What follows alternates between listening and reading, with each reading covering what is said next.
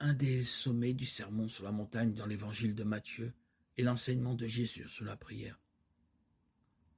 En fait partie le Notre Père, Matthieu 6, 9, la prière que Jésus nous a apprise et qui est le modèle de toute prière. Le Notre Père est rapporté par Luc 11, 2, dans une recension plus courte. Celle de Matthieu, plus développée, s'apparente nettement à la prière quotidienne des Juifs. Le disciple doit prier pour que vienne le règne, le royaume de Dieu, qui est tout proche, qui est même déjà là, au milieu des hommes, dans la prédication de Jésus. La prière que Jésus nous a apprise dépasse toute autre forme de prière ou de supplication. Elle ne consiste pas à débiter un flot de paroles, ni à nous infliger un pensum. Elle nous apprend à nous situer en vérité devant Dieu le Père. On ne peut la concevoir comme une tractation ou un marchandage. Je te donne cela, tu me donnes en échange l'équivalent, et si possible davantage. On ne peut ainsi abuser de Dieu en faisant de lui le moyen de satisfaire nos caprices. Le disciple prie pour obtenir le pain nécessaire à sa vie aujourd'hui et non pour avoir des garanties concernant ses besoins futurs. Il demande le pardon de ses péchés en même temps. Se déclare prêt à pardonner à ceux qui l'ont offensé sans calcul et sans arrière-pensée. Il n'a pas à s'évader du monde mais à prier pour que, en restant dans le monde, il soit préservé de l'effroyable tentation de perdre sa foi et sa confiance en Dieu. Il demande d'être délivré du malin.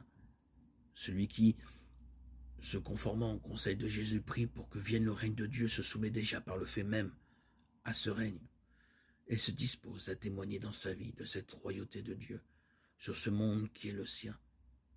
Il a conscience des dangers qu'il court, mais il sait aussi que la force de Dieu le soutiendra. Comme Jésus, de nombreux personnages bibliques nous montrent combien, pour un croyant, la prière va de soi et comment la comprendre. Elle concerne toujours Dieu et l'homme dans leur relation mutuelle assez souvent tendue. Tout ce qui serait affection, outrance ou pusillanimité, car ces excès sont des trahisons, serait ici mensonge, abus. Tels nous sommes dans la réalité avec nos grandeurs et nos misères, tels nous devons être quand nous parlons à Dieu, au Dieu et Père de Jésus-Christ, le Dieu d'Abraham, d'Isaac et de Jacob, le Dieu de nos pères et non cet être abstrait dont la raison humaine dispose à son gré. La prière, telle que nous la montre la Bible, est la réalisation parfaite de la relation je-tu.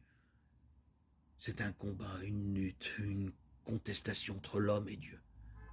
Il ne faut jamais lâcher Dieu. Nous pouvons voir le combat de Jacob en Genèse 32, 27 qui nous est donné comme modèle. Il nous faut prier comme un petit enfant prie sa mère, se taire, écouter, s'étonner, être subjugué, rendre grâce, être heureux devant Dieu.